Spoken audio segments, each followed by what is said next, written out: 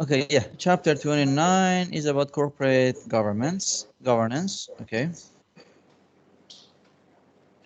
Corporate governance and agency costs, monitoring by board of directors and others, compensation policies, managing agency conflict, and regulation.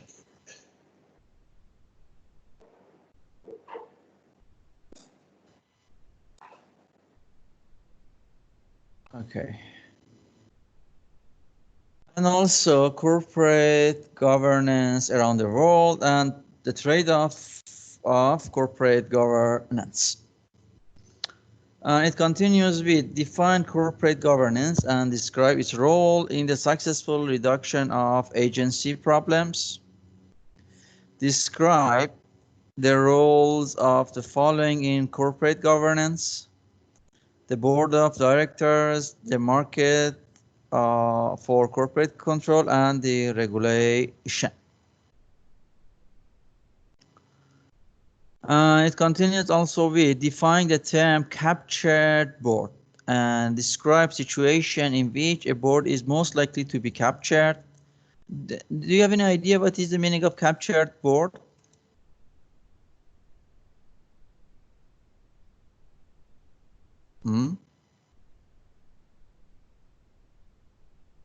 Okay, discuss the costs and benefits of having managers as shareholders in terms of proper corporate governance.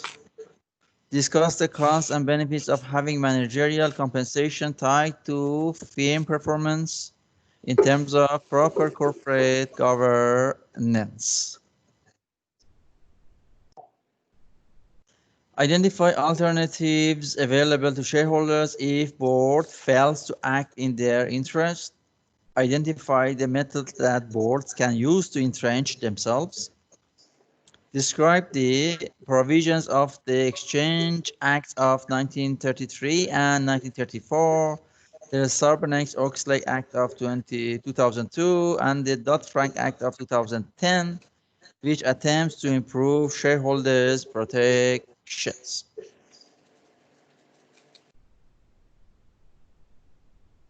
Okay, compare, and also it goes with compare corporate governance practices across countries. Specifically address the following: common law versus civil law countries, pyramidal ownership structure, dual class shares, the role of employees in governance, and cross holdings. Okay, let's see here. Corporate governance. We hear the name. Wherever we go, we hear the name of the corporate governance. And I believe that you should have some idea about it. It's not an alien concept to you.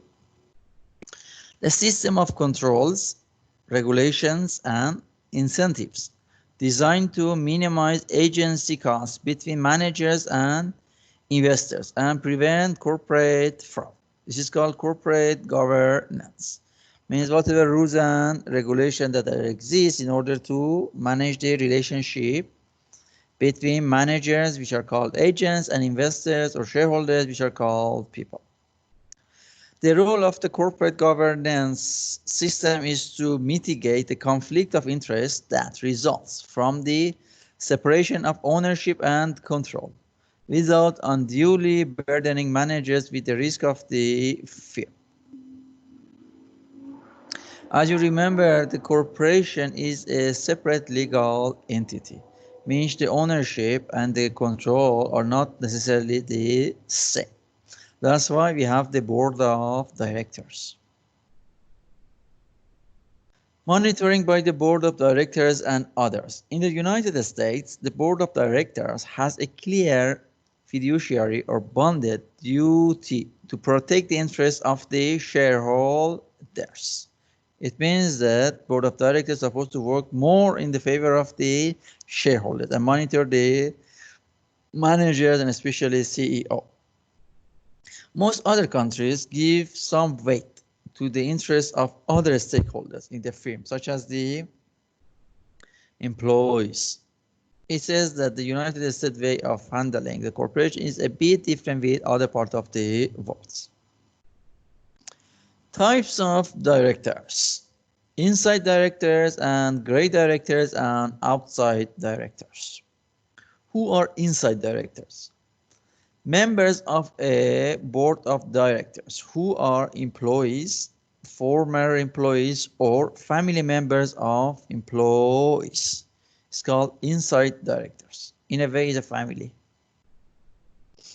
Gray directors, members of a board of directors who are not as directly connected to the firm as insiders are, but who have existing or potential business relationships with the firm. There are some stakeholders. Outside or independent directors. Any member of a board of directors other than an inside or gray director. Why do we have such outside directors? In a way, in order to reduce the biasness in the board of directors. Means we need to have a fresh pair of eyes in the board of directors. That could be one of the reasons of having the independent directors or outside directors. Okay, board independence, that's a really important concept.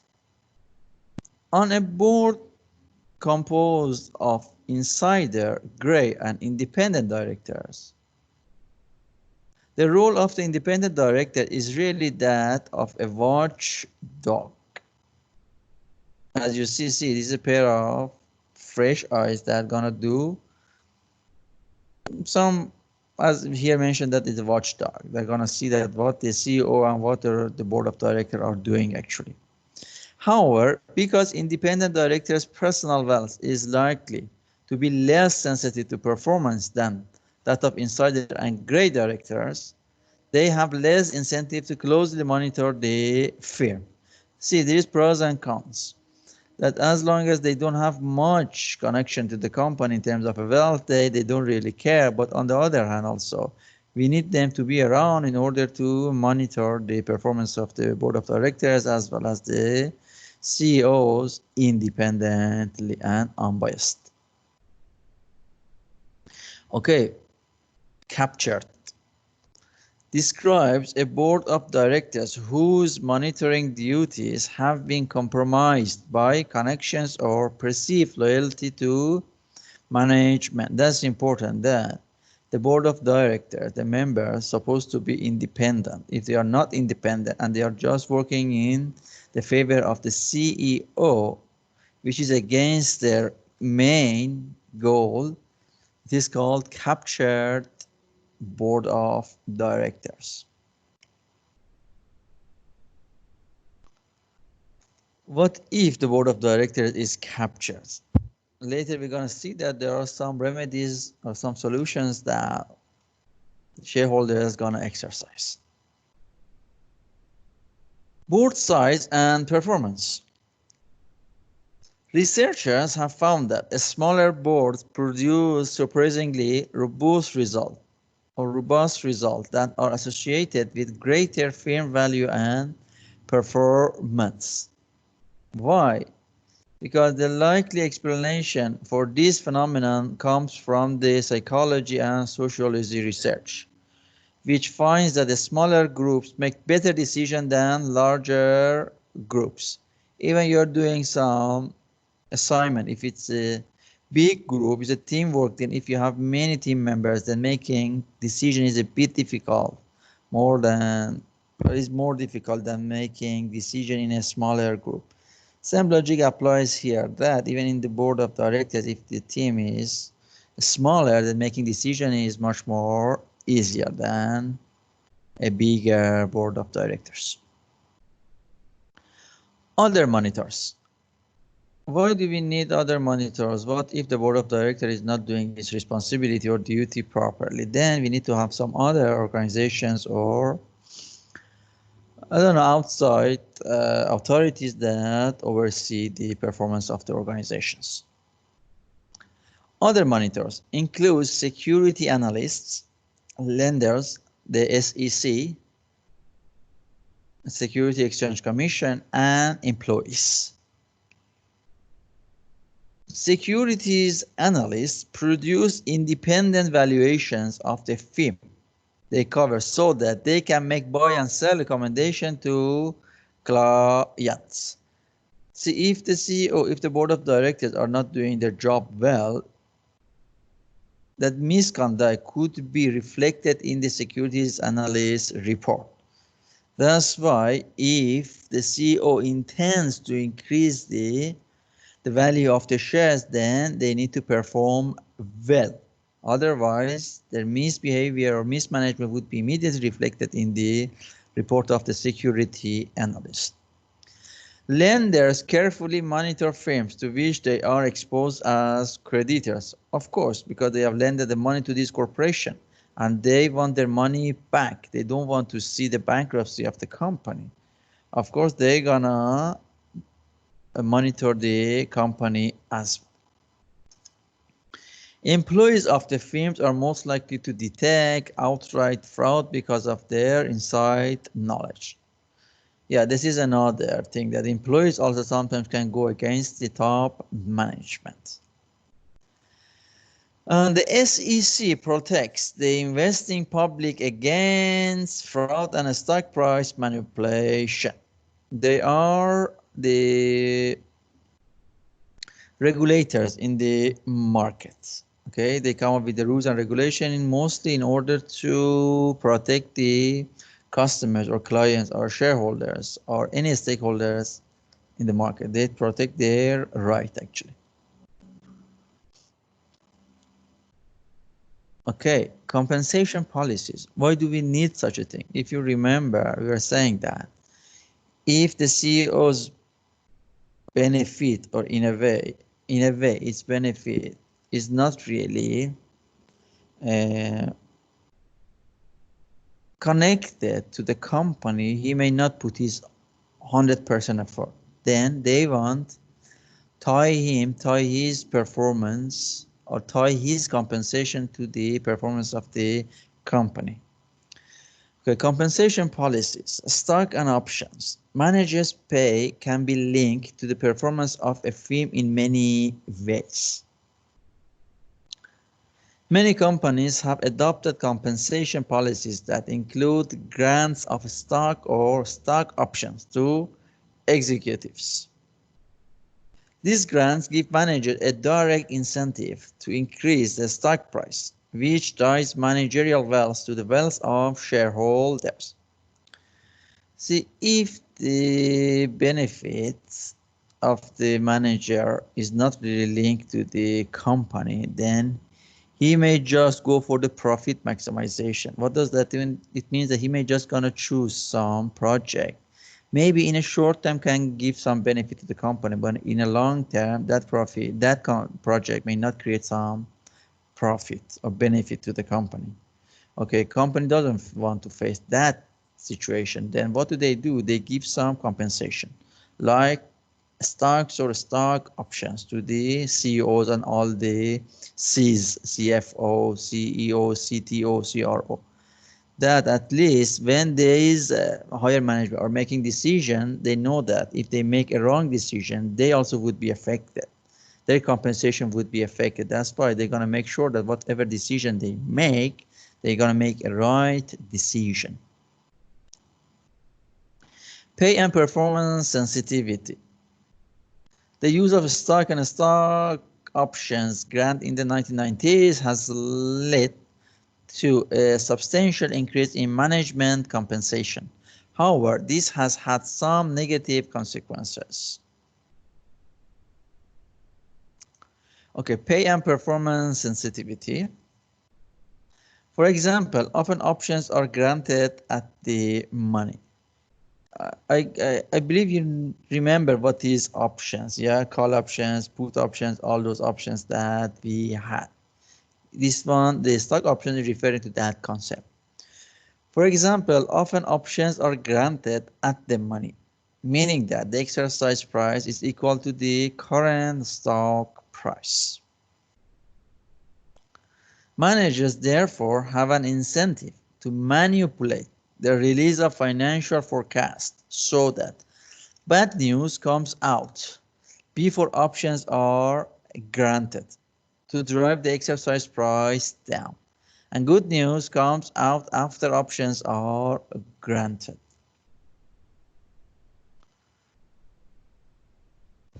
These are the pros and cons actually. That's why the SEC is there in order to manage all these misbehavior or wrongdoings by the managers. As you can see, for example, when we are getting nearer to the recent year, 2014, 15, 16, and 17, and part of the compensation package of managers mostly is from stock and stock options. Why? Because companies or board of directors wants that manager works in the favor of the company. Pay and performance sensitivity. Recent research has found evidence suggesting that many executives have engaged in backdating their option grants. See, this is another wrongdoing. What is backdating? The practice of choosing the grant date of a stock option retroactively so that the date of a grant would coincide with a date when the stock price was lower than its price at the time the grant was actually awarded. By backdating the option in this way, the executive receives a stock option that is already in the money, which is considered wrongdoing. And SEC came up with a new regulation that stopped this action.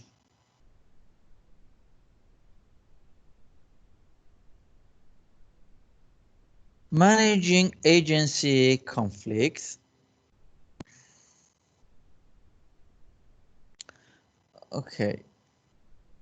Academic studies have supported the notion that greater managerial ownership is associated with fewer value reducing actions by managers. But while increasing managerial ownership may reduce prerequisite or outcome consumption, it also makes managers harder to fire.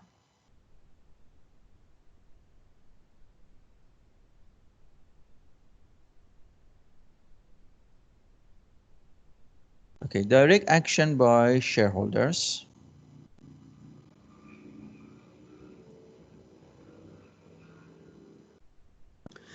Okay, what this part says, it says that if board of directors is not really working or performing in the favor of the shareholder, then what shareholders can do? Direct action by shareholders. Shareholder voice. Any shareholder can submit a resolution that is put to a vote at the annual meeting. Recently, unhappy shareholders have started to refuse to vote to approve the slate or sign off nominees for the board. See, this is another way that shareholders can go against the board of directors. Shareholder approval. Shareholders must approve many major actions taken by the board. For example, target shareholders must approve merger agreements.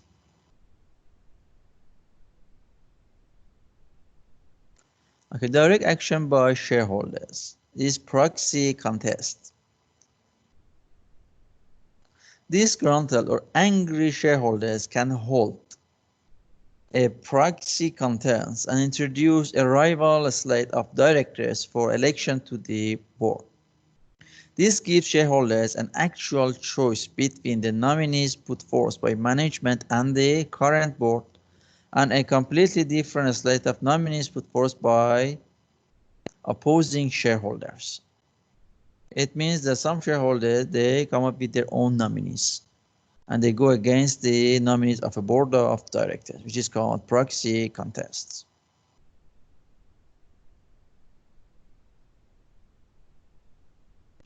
And here shows the proportion that how much or how many in terms of percentage the management settles and what percentage the management loses the fraction of contests.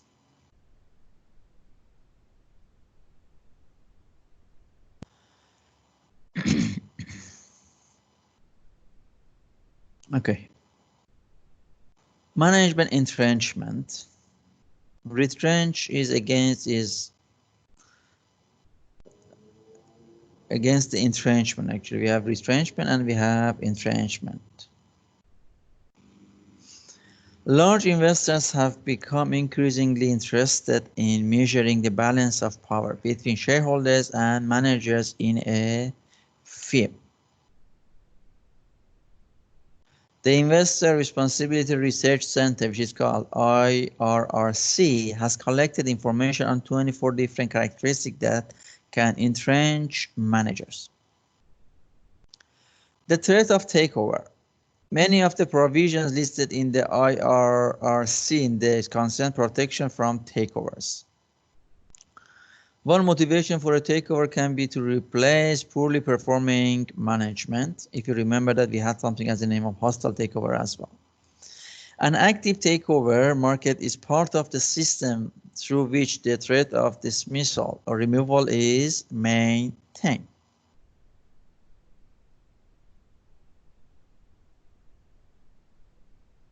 Okay.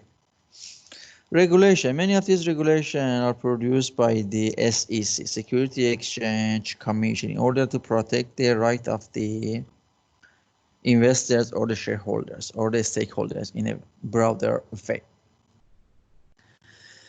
The Sarbanes-Oxley Act, SOX, in 2002. The overall intent of SOX was to improve the accuracy of information given to both boards and to shareholders. SOX attempted to achieve this goal in 3 ways. By overhauling incentives and independence in the auditing process. Means auditors should be completely independent of the company. Should come as a third party, completely independent. By stiffening or tightening penalties for providing false information. They don't want any manipulation in the statements. By forcing companies to violate their internal financial control processes. By forcing companies to validate their internal financial control process. The Cadbury Commission. Following the collapse of some large public companies, the UK government commissioned Sir Adrian Cadbury to form a committee to develop a code of best practices in corporate governance. This rules and regulation was about the US market. This one is about the UK market. I mean that each country can come up with its own rules and regulation in order to tighten up the audit process and the accuracy process. Dodd-Frank Act 2010. This is another rule that is helping the stakeholders or investors. Dodd-Frank added a number of new regulations designed to strengthen corporate governance, including independent compensation committees, nominating directors, a vote on executive pay and golden parachutes, clawback provisions, pay disclosures. If you want to see in detail, you can refer to the book in this page that is explaining all of these items one by one.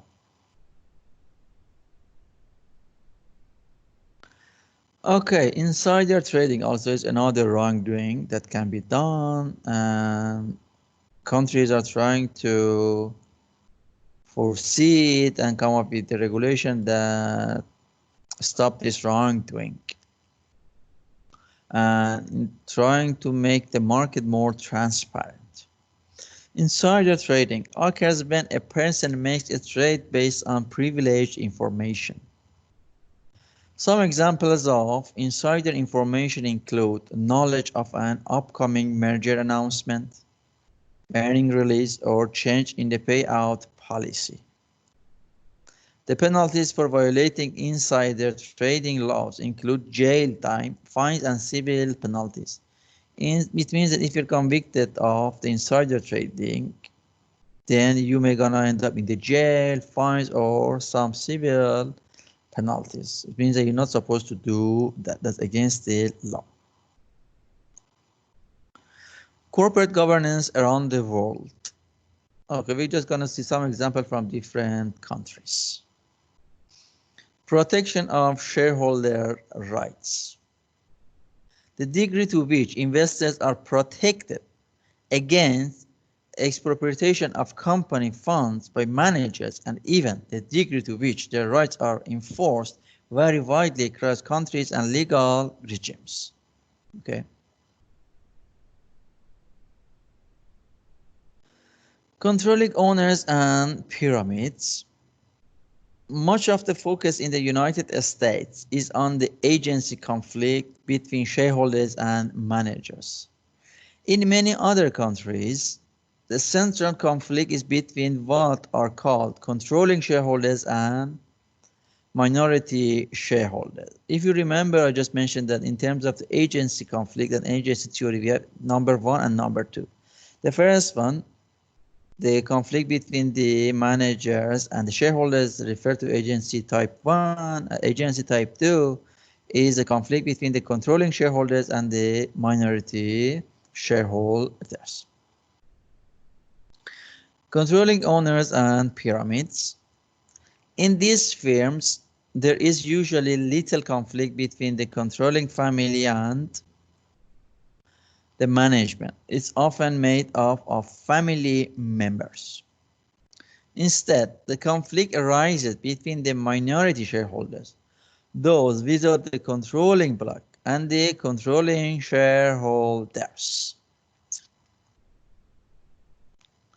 Human being human, always there is some conflicts. See? Okay, controlling owners and pyramids. Dual class shares and the value of control. I'm not sure you have heard about the dual class, but let's see what is the dual class shares.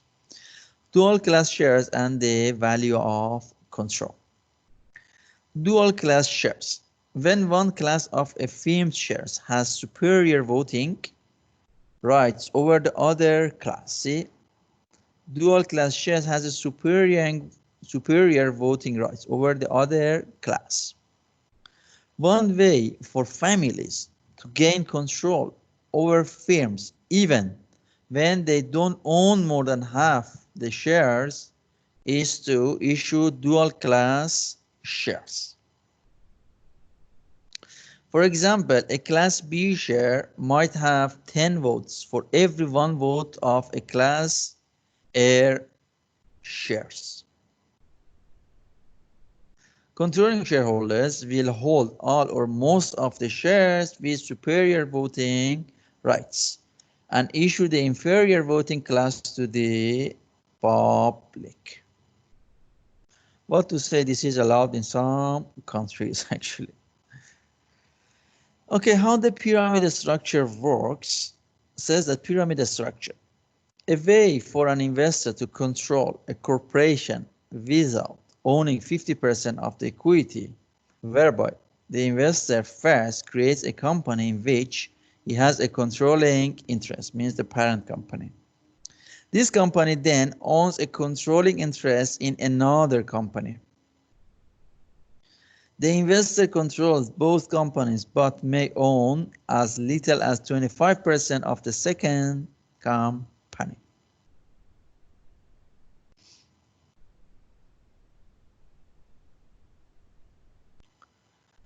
Okay, controlling owners and pyramids, cross holdings.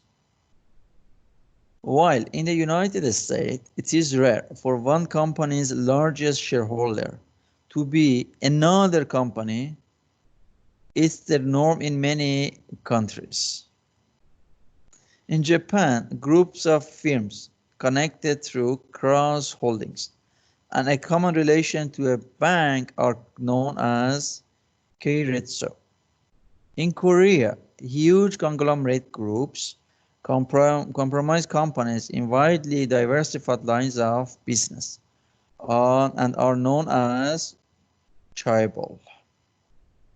See, these are different ways of having shares in or having interest in different companies. Different country has its own way of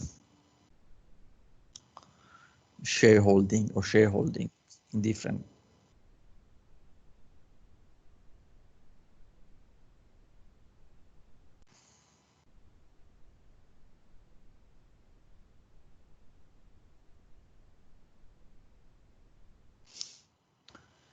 And okay, the trade-off of corporate governance.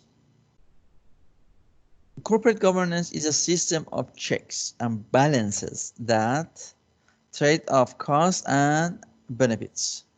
This trade-off is very complicated. No one structure works for all fields. Good governance is value enhancing and is something investors in the firm should strive for. Okay, there are some questions here that can be done later by you. What is corporate governance? What does it mean for a board to be captured?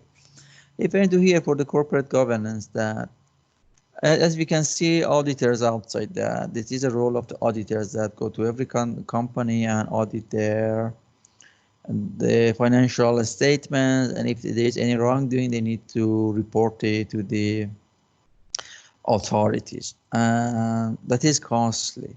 Actually, that is quite costly, but what to do, that is one way of making sure that the company and the higher management are doing their job well. Okay, guys, we are done with today's lecture actually. And if there is any question, anything, please ask. Otherwise,